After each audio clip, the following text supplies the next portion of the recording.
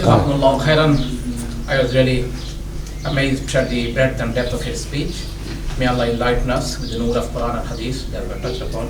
Now, you mentioned in your talk that Islam was spread in the subcontinent through the work of people like the Khaja Muinuddin Chishti Rahmatullahi and Nizamuddin Awliya, Bakhtiyaruddin Kaki Rahmatullahi, Dada Ganpal, and all these people. But to many of us, these people are known as Sufi, and we have been told from different Muslim quarters that it was because of the Sufis that Muslim civilization declined. Would you kindly reflect on this issue? Well, the difference between, generally Sufis are considered to be following some Persian traditions of living life aside, falling into a detached kind of a concept of life and living right differently, but this is not true. Wherever there is a Sufi, is supposed to come back to a state of normalcy when he comes to people, and he's perfectly normal. After 50 years of all the hard work Shaykh Abdul Qadir did, he came back to people in a very normal state of mind.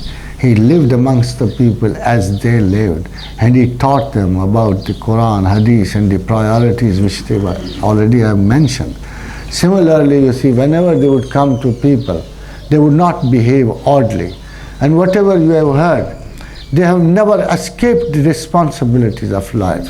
They have always been very actively working in people. If today even some Sufi has to follow the tradition of those Sufi, the first thing is the philosophy of Sufism is that Allah is the only top priority of thought. And the second is the following of the Prophet is the most precious way to reach God. And zikr, it leads to, and they are not following outside the Quran. Allah Himself says, "Utlu ma uhiya ilayka min al-kitab wa aqim as-salat.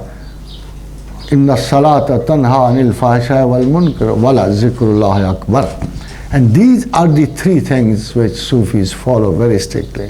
Unluckily, when the real knowledge went off, when the people of knowledge went off, I have already mentioned in my कि जागों के तसरुफ में उकाबों के नशीमत, when the real people went, the followers could not have the same status of mind, inquiry and research. So they fell down that status. They created certain apologies for mysticism. And all we know is today mysticism being criticized only because of those apologetic people who created diversions in mysticism. The only definition of mysticism is that following of the Prophet, exactly identification with the qualities of the Prophet and identification with the properties of God, you see. There is no other way that a Sufi can be built.